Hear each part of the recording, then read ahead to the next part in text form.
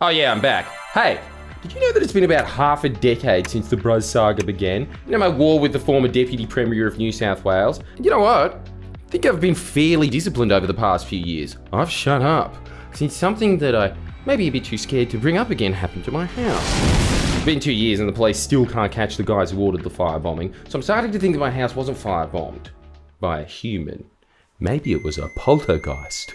Maybe it was this one, lad. Ooh, Stitch. Oh, fuck, so scary. For fuck's sake, everyone knows who did it at this point. Or, at least who was adjacent enough to it. It's not a mystery to me anymore. I wonder why it's still a mystery to so many important people.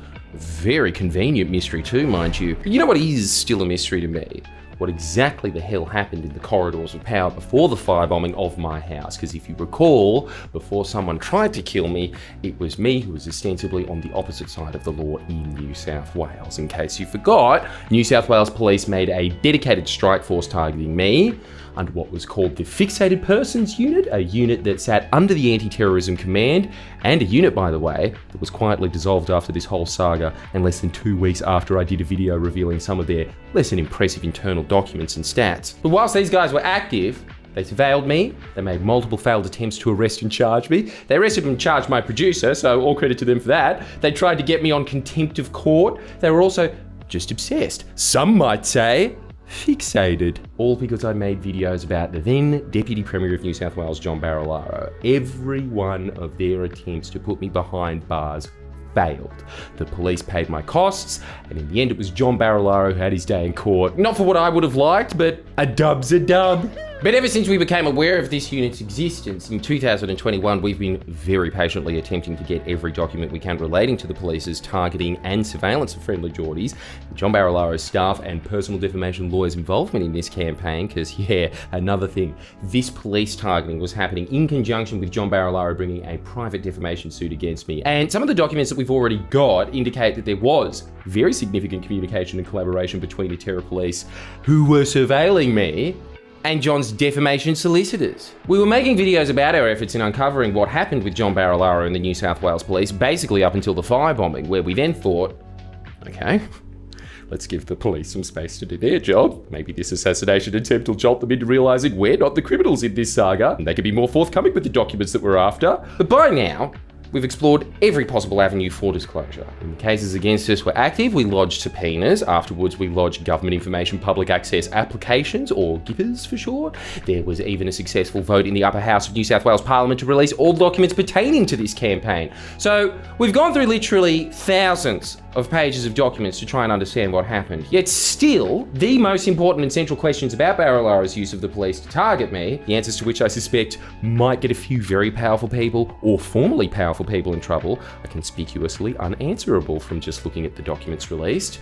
There are some very strange omissions and discrepancies, even between what we managed to subpoena and what was released by GIPA and an Act of Parliament, and even what we have been given by the government is redacted to an absurd degree. What is completely clear is the New South Wales Police and the government are still hiding information that is essential to understanding what happened, essential to understanding an unprecedented abuse of government power to force police to target a YouTuber. And right now, I usually would make an appeal saying, you know, release the docs, because we don't want that to happen again, freedom of speech, etc. But honestly, wouldn't mind sticking terror police on Jimmy Beast, hey? In today's video, we'll be checking out a bunch of different Taliban hiding caves, from this $1,000 Taliban cave all the way up to a $5 million Taliban cave, equipped with its very own dancing boy. So I guess my appeal to the government and the police is, come on.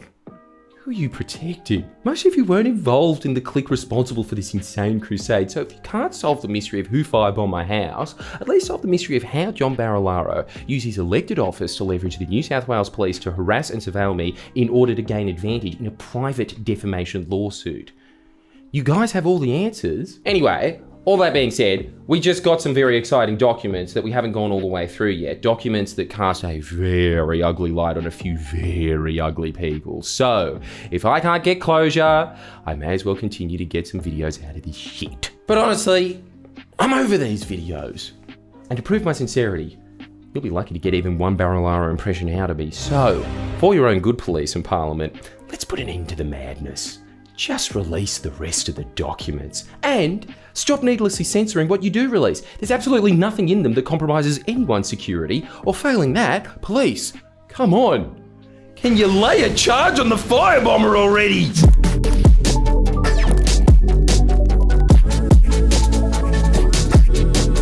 This is what's so pathetic about this whole situation. Like in any authoritarian nation, they might have police or security forces that target critics of the state who are perceived to threaten the stability of the government or ruling class. There's a real politic calculation there though, isn't there? Like, however awful these crackdowns might be, they're generally done with some sort of underlying security or propaganda calculation, a plan maybe, wherein the ends justify the brutal means. The authority of the state is secured for another day, critics are swept under the rug, there's no Streisand effect in a dictatorship. Oh well, maybe there is, but Kim Jong-un or Pinochet, I don't know, name a strongman leader. They don't arrest critics and then go on TV and maniacally tear up about the arrest whilst denying orders of those arrests. Then resigning in order to retire to a taxpayer-funded gap here in New York. They stick with the job until death. And you know why? Because they're leaders. Such a waste of political authoritarian capital. Think about all the people New South Wales could have cracked down on instead. Anyone who rides an e-scooter? Anyone whose car has a snorkel in it? Brazilians? Instead they come after me? It's just so lame. The campaign by Barilaro and the police against me wasn't even to protect the authority of the government as a whole. It just greatly damaged the credibility of anyone adjacent to Barilaro. Everyone even remotely associated with that fat... Ooh, looks like I've really overused every Italian slur there is, haven't I? Hang on, let me think of a new one. Ginzo, that'll do. Everyone even remotely associated with that fat Ginzo was cringing throughout the whole ordeal, hoping it'd end as soon as possible, evidenced by some of the text of police lawyers that were released by Parliament. This was sent by Richard McDonald, a police lawyer, in regards to a video I made about the police's poorly spelt application to fine me in contempt of court. Who drafted the application with all the spelling mistakes? I wish they'd come to us to draft the application. Amateur hour. Just empowers them now. And Chief Inspector Alan Treadwell, who was the manager and solicitor of the Operational Legal Advice Unit and Operational Legal Services Command at the time, responds with, "I know." That was the man in charge of giving the police legal advice. As to the, I guess, legality of their actions, he also texted his colleagues on September the 1st, 2021, during a parliamentary hearing about Christo's arrest, stating, "You may have missed the bit about friendly Jordies. Is that on your radar? Could be a tasty civil claim arising." And Fixated Persia's unit accused of becoming a tool of political oppression. As usual, there's smoke.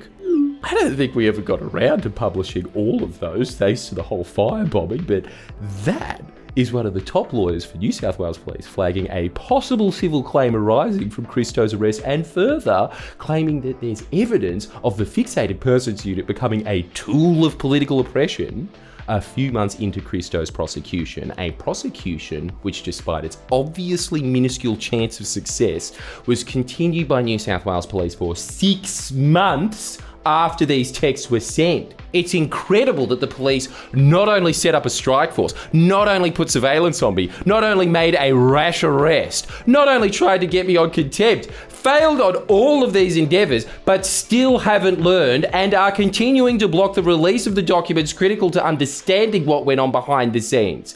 You don't need to protect these people anymore, guys. All this based on the reflexive tantrum of a BPD failed Jersey Shore auditionee. Actually, this isn't a joke. I heard through the grapevine, a failed Biggest Loser auditionee. Fuck. A man who managed to, against all odds, as a fluke of physics and against all institutional checks and balances, land himself in the position of second most important politician in the state. Actually, I wish it was a fluke. But seeing how Barilaro's midlife crisis meltdown was immediately accommodated by all of his staffers who used their office on the public dime to devise ways to improve John's chances in his defamation lawsuit against me by collaborating with about a dozen Midwich dad cops who for some reason are all named Mick or Matthew. And it all just been uncharacteristically and inexplicably moved by a 7 News report on cyberbullying. I'd say that there was just a general crisis of character and competence in the New South Wales government and public service at the time. I'm sorry for the long rant, by the way. I've had to be quiet for quite a while. Let me actually set out what this video is really about in a brief timeline. This video is about the actions of John's staff, his office in organising the police and lawsuit to run in harmony with each other, and basically how we've got a lot of documents which show this, but we are still missing some very important information which we know exists. If you want a longer timeline, just watch Who Firebombed Friendly Jordies. Actually, just watch the whole Bruz playlist. Actually, wait, probably worth starting from the very beginning. Watch this and go from there. It's the very first video I ever uploaded. Most proud of that one. It's always hardest to start. Where's my mouth? I've already been through some of this before, but it's important in light of the new information. We know through documents released by Parliament that basically as soon as I released the Bruz video in September of 2020, you know, the one where I paid market price to rent out John's publicly rentable Airbnb? Barilaro demanded a taxpayer-funded bug sweep, and the Police Terrorism Intelligence Unit completes an assessment of me which basically says, John, shut up. He's a comedian, you don't need a bug sweep. If you want to read that assessment, you can just pause the video and read it here. But things change after I do a little Epic Max Mofo prank call on John. Unfortunately, it's been taken down by YouTube. Very unfairly, might I add. So, I'm gonna have to recreate it using AI.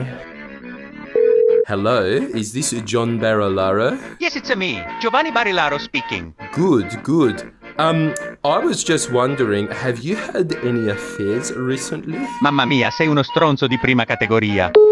Yes, I had an afro at the time. We were trying to be historically accurate. But it was this call that jolted John into action. God, I didn't realise Italians hated being asked about their mistresses so much. It appears to be that it was about being asked about his affairs that made John initiate contact with his defamation lawyers, whilst at the same time he also got into contact with the Fixated Persons Unit. And again, we don't know exactly how the Fixated Persons Unit came to get involved. Apparently it was John's Chief of Staff, Siobhan Hamlin, contacting the police through the Department of Premier and Cabinet Security. But it is hard to believe that they turn a complaint about a phone call about John's affairs into terrorism? But here's a document that I haven't revealed before that for some reason was never turned up by either Parliament or the Gipperon Police, despite clearly being covered by both those requests. How come you guys couldn't find this? Hiding something? This email was sent by Siobhan Hamlin to Shane Brady, the Assistant Director of the Strategic Security Unit for the Department of Premier and Cabinet. Hi Shane, thank you for your time just now. As discussed, please see below video. We want to pursue this in relation to any breach to the Surveillance Devices Act 2007. In addition, I will get screenshots from the Deputy Premier with missed calls. As you can see, the video indicated the Deputy Premier was called multiple times, and we would consider this a breach of the Crimes Act by using a carriage service to menace, harass, intimidate and stalk. The Deputy Premier deals with legitimate media inquiries on a daily basis. However, this persistent and intimidatory behaviour goes well beyond that, particularly given this person is operating on the fringes of the media and has not gone through channels to get a comment from the Deputy Premier. We would appreciate your assistance to pursue this with police ASAP. Oh, okay, fantastic. So the charges which Christo would be charged with 6 months later were first cooked up by John, then demanded by his Chief of Staff to be placed on me over a phone call. This seems to be what kicked police into action. But because of the lack of documents, we still don't have a full picture. We don't know if John went to the Commissioner for Police at the time, Mick Fuller, or Minister for Police at the time, and now professional furry, except his animal is a blobfish, David Elliott. Jesus, what have they done to my boy? My big, beautiful boy. Who'd have thought supporting gas would backfire? Now, it would be extremely poor taste to say that that was karma, but it was 100% David Elliott's dharma, wasn't it? To have a barbecue gas bottle explode in his face. Just like it's John Barilaro's to die of a heart attack on a Carnival Cruise water slide after indulging a little too much in a lukewarm brunch buffet. That or in a crime of passion from one of his mistresses, of course. It's just kind of remarkable that John asked his Chief of Staff to ask the police to lay specific charges on a critic of his, basically to cover up one of his affairs. Even stranger that we have no docs with John saying anything at all in writing. This gets even stranger still when you consider what happens next. Because on the 2nd of December 2020, John is in a meeting with the cops who set up a dedicated strike force to surveil me, Strike Force While I. And then 6 months later, arrest Christo, but not after trying a few times to get me. Now, here's yet another document that no one has seen before, and for some reason, our GIPA applications and the parliamentary call for papers demanding all documents pertaining to Strike Force While I didn't turn this up. The fucking briefing note creating the strike force itself. You'd think that this was the first thing a specific motion by Parliament demanding all documents relating to Strike Force While I would recover. The document created by none other than Matthew McQueen. Remember this guy? I tripped over you. Reveals that immediately after this phone call, in-person of surveillance of me was ordered and search warrants were, quote, to be obtained. How come none of those warrants have been uncovered by Parliament or GIPA? And if McQueen started this investigation, I wonder why he wasn't the officer in charge of Christo's later prosecution. And I also wonder if he's still working at New South Wales Police to this day. This also reveals that the unit wanted arrests immediately, but it gets worse. As this strike force is set up, John is also instructing his defamation lawyer, Paul Spillins, to write up a legal threat that appears to get sent to the police who are now surveilling me before it gets sent to me. As the police always reference this letter dated on the 18th of December, whereas my letter is dated on the 22nd of December. Oh, and by the way, all the cops who were briefed on the creation of this strike force at the time are basically the same super senior cops with the task of pursuing New South Wales' worst organised criminals and terrorists. So when my house was firebombed, it really was a reversal of roles. Along with McQueen, it was the head of the fucking strike force raptor himself, Jason Weinstein, pushing for my arrest. So to summarise, in December of 2020, off the back of me asking about his affairs, John's got a dedicated police strike force working in tandem with private defamation lawyers to go after me. But still, that's not enough. He's a busy man after all, and this campaign appears to be mainly organised by his taxpayer-funded Chief of Staff, Siobhan Hamlin. Now remember that name, as from the documents I have, basically every time the police get involved from here on, it's apparently not John contacting them directly. Rather, he contacts Siobhan, and she contacts the police, creating some distance and plausible deniability between their actions. Anyway, it's now 2021. Joe Biden is inaugurated. It's morning in America. As Joe Biden ushers in a new age of American optimism, the fixated persons unit is now surveilling me. My understanding is that there's an arrest warrant out also for Jordan Shanks. I first became aware of it actually a few weeks ago. That's when I first sort of met the boys. There was an arrest warrant for Jordan, or rather, police had come to his house. Yeah. They asked me to call the police and find out what it was. Now, to my great surprise, I was put through to the fixated persons unit. Now, at that time, they then said they had a warrant, but they weren't going to issue it. That's quite a thing to say to a journalist. You know, we've got a warrant from the fixated persons unit, but they're not going to execute it. We're just going to leave it hanging over you pretty much, right? I asked them if they withdraw it to advise me if they wanted to execute it. I'd come in with Jordan. Now, clearly, wiser heads within the police department went, this mightn't work very well, you know, using a part of the counter-terrorism command to intimidate or arrest a journalist. And I know from the very beginning of the year, Barilaro is collaborating with the police for my planned arrest to coincide with him filing his lawsuit, organised by Siobhan and Barilaro's office. But things really kick off on the 19th of April 2021, where I talked to John for the first time in person and asked him about his plans to sue me. This seems to bother him quite a bit, or present a decent opportunity rather. Now we have some extra behind the scenes insight about this time, because we just got our hands on some documents only released by GIPA after a year-long fight. This was a document which should have been captured by the Parliament order and the subpoena on Siobhan Hamlin. We only get it now. It's heavily redacted, but shows that the next few days after this, I think, innocent, in fact, collegiate interaction, Siobhan is emailing Matthew McQueen from the Fixated Persons Unit and telling the police on the 5th of May that John wants to proceed with an AVO and criminal charges against me, the same charges which Christo will be charged with a month later. Hi Matthew, thank you for your call earlier today. As discussed, the Deputy Premier wishes to pursue the AVO as well as criminal charges associated with intimidation and harassment. Thank you, Siobhan. Holy shit. Requesting the police just drop a criminal charge on a dime, purely at the convenience of the Deputy Premier. And keep in mind, this is only the stuff that wasn't redacted. When look at this, look at how much shit is redacted. This isn't even the juicy stuff. Well, apart from this, because on the 30th of May, Siobhan emails the police again, basically saying, we've started the civil suit So you can hit Jordan with a criminal charge now at the same time. Why not? Hi Ivana, hope you are well. I was just wondering if you had an update on how things were progressing. I just wanted to update you on a few things. Defamation proceedings were filed in the federal court on Friday by the DP's lawyers against Mr. Shanks. The DP is concerned that given this has now taken place, Mr. Shanks will further continue to harass and approach him and his family in public. Any update would be much appreciated. Many thanks. Siobhan, like she's asking for a quote on getting a pool. Hey guys, just checking on how things are progressing. Then on the 4th of June, Christo's arrested and charged. But this is where it gets very strange. We now have the police running a criminal case at the same time John is running a civil case for his own financial benefit. And again, all of this is being organised by his chief of staff. Siobhan sends this email on the 30th of June indicating that she's happy for the police prosecuting Christo to speak to John's lawyer who's suing me. Hi Matt, please see attached email from Mrs. Barilaro back to Miss Alanka last year and happy for you to discuss directly with Mr. Fillins. I spoke to the DP directly after the incident on June 4. How best would you like me to provide a statement? Thanks, Siobhan. Look at this. You know what this is, right?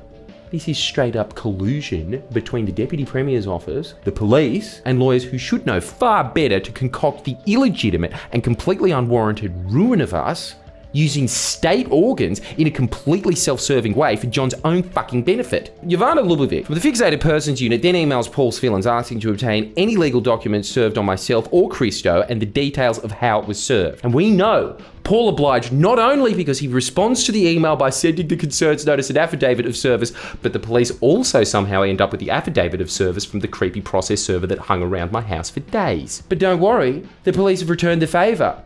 Skip ahead a few months. Again, if you want the details of what happened, watch this playlist, but with Christo's trial approaching, his lawyer subpoena Siobhan, basically requesting for the emails and texts between Barilaro, the police and her. If you don't know what a subpoena is, download TikTok. Doom scroll for about 5 minutes until you get a clip from the TV show Suits, and you can figure it out from there. I think we both know you only kick ass after eating a hot dog. I could be drinking a juice box and still kick your ass. I don't think so, because I have this. You're subpoenaing me? Bruh. Right, you got your hands full. Here, let me get that for you. There you go. Hearings at 2. I'll see you then.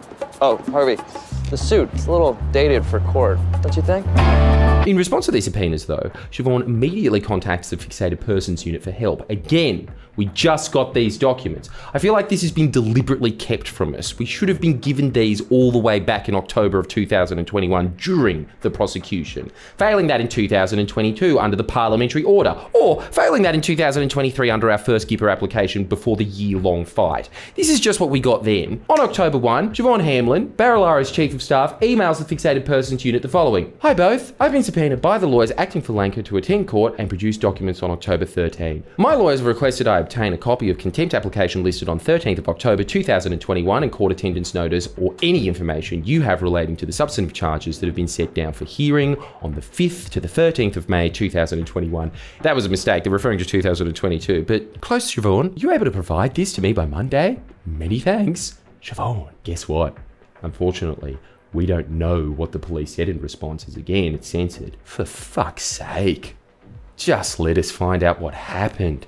Put this shit to rest. Can you release it, Parliament? But in case you don't get the significance of this is Barilaro's Chief of Staff who organised the police's surveillance of me and the arrest of Christo, so a key witness, trying to get the police to give her information on both their botched attempt to charge me with contempt for making videos during Christo's court appearances, but all the information regarding Christo's charges. Why would you need this information if not for nefarious means? It gets worse. Siobhan never did show up to court when she was supposed to, and as you already know, she never produced most of the material Christo subpoenaed. In fact, just after being subpoenaed on the 4th of October, John Barilaro announces he's resigning. Now, I'm actually not suggesting you resign to dodge these subpoenas, because that shouldn't work. You can't just not give subpoenas because your boss quit his job. And in fact, I think John made his decision to retire earlier than this based on some other factors. But in effect, this is how Siobhan got away with dodging the subpoenas. She never shows up to court the day she's called, and her lawyers are uncontactable up until the point where the magistrate floats issuing an arrest warrant. Her lawyers arrive just in time to say that Siobhan has complied with the subpoenas because she no longer has access to the materials requested because Barilaro resigned and she gave back her ministerial phone and laptop. This is despite the fact that she was subpoenaed before Barilaro resigned and had access to the material for over a week. Court adjourns. And it's agreed Siobhan will come into court a few days later, where she's cross-examined by Christo's barrister and admits she had time to seek legal advice on the subpoena and basically pretends, oh no, she didn't know any better, and in the hustle and stress of John Barilaro's resignation, she just innocently gave back her laptop and phone for their contents to be conveniently deleted, with no regard for the legal order for her to produce documents. The magistrate accepts this and speculates that Siobhan was merely a victim of incompetent lawyers. I don't know if she was, seeing as we're only getting some of the damning material that should have come out through her subpoenas. Now, I think the courts or even Parliament need to really examine what Siobhan actually did. Or just give us all the documents we asked for years ago and are entitled to so we can. I mean, just accidentally deleting the document that shows that you were the one to originally suggest the exact charges that Christo was facing, but on a different person 6 months earlier in order to shut down inquiry about your boss's affairs, seems like quite a happy coincidence. I wonder how she would hold up under another cross-examination. Every bit of blood we get from this stone paints an uglier picture for Barilaro, his staff, and the Fixated Persons Unit. This video is long enough. But I have a bunch more information I'm sure a lot of people would prefer I didn't circulate, because don't forget, Christo's charges were very mysteriously dropped after I settled my defamation suit with John. There's some very interesting information about how this criminal case was used to help John's defo case, and I'd honestly prefer if the police or relevant authorities dealt with that, but seeing as how the legal system failed to hold John and Siobhan to account, the police failed to hold the Fixated Persons Unit to account, or even catch the firebomber, the longer nothing happens, the more compelled I'll feel to air my grievances and sort this shit out publicly. In short, please police, just do your jobs. I'm not even reflexively hostile to you guys.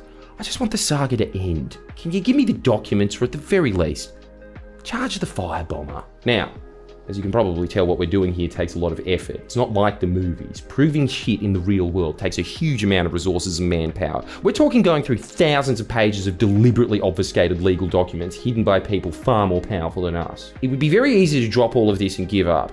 It'd be a hell of a lot safer too, frankly, but we personally think this has to be done. It's of great importance, and seriously, who else is actually doing stuff like this? If you want to see this to the end, we need Patreon support. That's how I pay staff, and we're running at a loss, mind you. To even break even at this point, we'd need an extra 1,000 patrons, and if we had more, guess what I'd do? I'd hire more staff so we can get more results. Patreon is what lets us produce videos, and for the price of an okay coffee per month, you get to see us follow this stuff through to the bitter end. Think about that. 1 coffee a month, or this, which hands down, no one else in this country, perhaps the world, is doing anything like this. Also, just so you know, while we've been away, we haven't actually been away. We didn't really take a holiday. We just used that time to produce longer videos like this one. The patrons get to see that stuff earlier, mind you. That's another bonus of signing up. And we also put out videos that we can never, ever put out publicly. So thank you to all who have supported us and let us get this far. But seriously, let's hope we can see more of you on there. We could turn this into a safe, advertiser-friendly channel. Believe me, it'd be so easy to make ends meet. But I'd rather do stuff like this that's in the public's interest. But in order to do that, we need the public's support. Over to you. And thank you, by the way, if you do support us.